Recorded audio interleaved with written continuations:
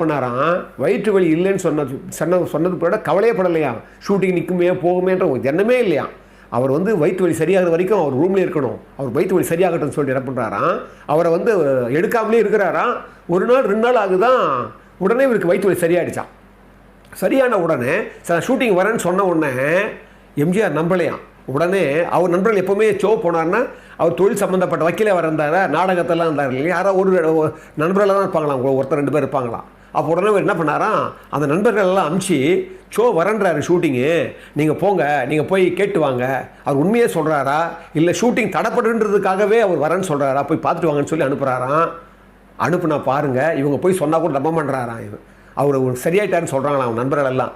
எம்ஜிஆர் நம்ப மாட்டேன்றாராம். உடனே தன்னுடைய பர்சனல் டாக்டர், உங்களுக்கு தெரியும் அவருடைய பர்சனல் டாக்டர் எப்போயும் கூட இருப்பார், அவரை அனுப்பிச்சு அவர் உண்மையாக சரியாயிடுச்சான்னு போய் பாருங்கன்னு சொல்லி போய் பார்த்து செக்கப் பண்ணி